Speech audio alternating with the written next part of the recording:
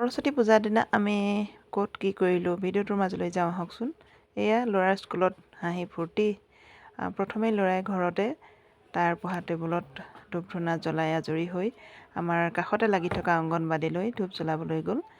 তাত যিহেতু তাৰ প্ৰথম শিক্ষানুষ্ঠান আছিলে, সেইবাবে সেইখনতে প্ৰথম ধূপ জ্বলালেগৈ।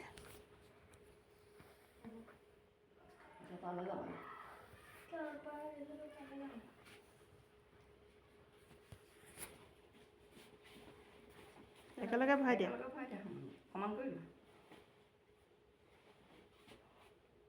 তই ধুনীয়াকৈ সেৱা এটা কৰি দিয়া। তোমাৰ বছৰেকীয়া পৰীক্ষাৰ কথা ভাবিবা ধুনীয়াকৈ ধূপ জ্বলাই সেৱা কৰি তাৰপিছত আমি যিখন প্ৰাথমিক বিদ্যালয় অংগনবাড়ীৰ লগতে লাগি আছে তাতে মই তাক ধূপ জ্বলাবলৈ দিলোঁ। তাত ধূপ জ্বলালে, ধূপ জ্বলাই তাত কিবা এটা ল'ৰা ছোৱালীবোৰৰ কাৰণে কিবা এটা দিলোঁ। দি কৈ আমি আমাৰ ল'ৰাৰ স্কুললৈ যাবগৈ লাগিব, যিহেতু তাৰ স্কুল অকণমান দূৰত হয়। এয়া তাতে সি ধুনীয়াকৈ ধূপ জ্বলালে। তাৰপিছত এইবোৰ তাত LP স্কুলৰ ল'ৰা ছোৱালীখিনিয়ে মটৰ গুচাই আছে, সৰু সৰু অকণমানি। ইয়াতে পাচলি কাটি আছে, যিহেতু তাৰ ৰুটি ভাজি হ'ব আৰু মই নাথাকোঁ, সেইবাবে অকণমান ভিডিঅ' লগতে ধৰি ৰাখিলোঁ। তাৰপিছত গৈ আমি ল'ৰাৰ স্কুল পালোঁগৈ। ল'ৰাৰ স্কুলত সি বন্তি জ্বলালে, বন্তি ধূপ জ্বলাই ল'লে। এয়া পূজা চলি আছে, এয়া সৰস্বতী পূজা চলি আছে। তাৰপিছতে ধূপ জ্বলাই লৈ আৰু আমি লাগি গ'লোঁ কামত। এয়া য'তে গ'লেও কাম নকৰিলেচোন এনেই বহি থাকি খাবলৈ ভাল নালাগে, নহয়নে? সেইকাৰণে এইবোৰ কৰি মেলিহে ভাল পাওঁ। এইবোৰ আমি পূৰা ব্যস্ত, সকলোবোৰে হাঁহি ফূৰ্তি কৰি এনেকৈ একেলগে কাম কৰি ভালো লাগে, নহয় জানো? এয়া এগৰাকী নবৌ আহিছে। এয়া আমি বিৰাট ভাল লাগে এনেকৈ চববোৰ একেলগে থাকি।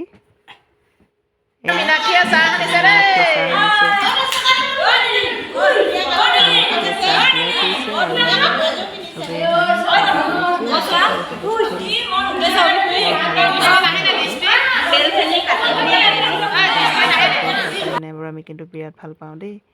এয়া মাহ ধুই আছে, কল ছিঙি আছে, নাৰিকল গুচোৱাই নাৰিকল গুচাইছে, আদা কটাই আদা কাটিছে। এইপিনে খিচিৰি বনাই আছে, যিহেতু খিচিৰি হ'ব, প্ৰত্যেকবাৰেই খিচিৰিয়ে হয়। ৰুটি ভাজিও হয়, কিন্তু বহুত মানুহ হয় বাবে ৰুটি ভাজি অকণমান অসুবিধা হয়। এইপিনে আকৌ আমাৰ প্ৰধান আচাৰ্যকে ধৰি সকলো আচাৰ্য একেলগে বহি আছে। অকণমান আচাৰ্যসকলকো উঠাই দিলোঁ। তাৰপাছতে এয়া আকৌ সৰস্বতী পূজাৰ দিনা প্ৰত্যেকবাৰেই যিখিনি মেট্ৰিক কেণ্ডিডেট তেওঁলোকক এডমিট কাৰ্ড দিয়া হয়, এনেকৈ সসন্মানেৰে এয়া তেওঁলোকক দিয়া হৈছে। তাৰে অকণমান ভিডিঅ' ক্লিপ ধৰি ৰাখিলোঁ। ইয়াৰ পিছতে বিশ্বজিৎ চাহু আছা, বিশ্বজিৎ চাহুক মই আমন্ত্ৰণ কৰিছোঁ। আমাৰ মাজত আমি সৌভাগ্যৱান, আমাৰ মাজত উপস্থিত আছে পৰিচালনা সমিতিৰ এসময়ৰ প্ৰাক্তন সম্পাদক শ্ৰীযুত প্ৰদীপ শৰ্মা ডাঙৰীয়া। তেখেতক মই আগুৱাই আহিবলৈ অনুৰোধ জনাইছোঁ। তেখেতৰ ষষ্ঠ স্পৰ্শে আজি এই প্ৰৱেশ পত্ৰ বিতৰণ কৰা হ'ব। গতিকে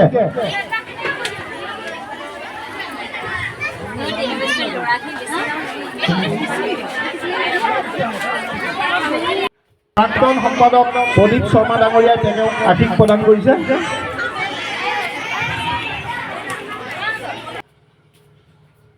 এইখিনিতে অকণমান সুযোগ মোক দিয়াৰ বাবে প্ৰধান আচাৰ্যক অশেষ ধন্যবাদ জনালোঁ, বিৰাটেই আনন্দিত। তাৰপিছতে এয়া শৰাই প্ৰসাদ ভৰোৱা কাৰ্যসূচী আমাৰ ভাগতে পৰে আৰু এয়া আমি কেৰি বেগত প্ৰসাদ ভৰাই আছোঁ। তাৰপিছতে আমি একেলগে খালোঁ প্ৰসাদ সৰহকৈ লৈ 2-3জনীয়ে লগতে বহি। দৃষ্টি, মই, ৰূপজ্যোতি, তৰালি এনেকৈ আমি প্ৰসাদ খোৱাত লাগিলোঁ। প্ৰসাদ খোৱাৰ পিছতে খিচিৰি বাকী ৰাইজে খাই আছে। আমি প্ৰসাদ ভৰাই থকাৰ বাবে আমি অকণমান দেৰি হৈ গ'ল। তাৰপিছতে এয়া ৰাইজে খিচিৰি খাই আছে, আমিও গৈ তাতে ওলালোগৈ। এইপিনে আমাৰ বৌ, এইপিনে এয়া পিংকি, পিয়াক্ষীয়ে পূৰা খাই আছে, একদম জ্বলা হেনো। তাৰপিছতে আকৌ এখন এক্সট্ৰাকৈ সিহঁতি ডিছ ৰাখি থৈছে। মই বোলো কালৈ ৰাখিছা? বোলে ঘৰলৈ নিম, এজনীয়ে কৈছে, পিছত লাগিলে খাম। তাৰপিছতে আমাৰ খোৱাৰ পৰ্ব আমি একেবাৰে শেহনি চোচা, একেবাৰে শেষত আমি গোটেইকেইজনীয়ে খাইছোঁ। আৰু যিহেতু কৰি মেলি থাকিলে একেবাৰে লাষ্টতে খোৱা বোৱাবোৰ পৰেগৈ, নহয় জানো? তাৰপিছতে আমি গোটেইকেইজনীয়ে খাই বৈ আজৰি হৈ সকলোবোৰ ঘৰা-ঘৰি হ'লোঁ। আৰু আজিলৈ আহিছোঁ, আকৌ নতুন এটা ভিডিঅ'লৈ আপোনালোকক লগ পাম। বাই বাই, ধন্যবাদ।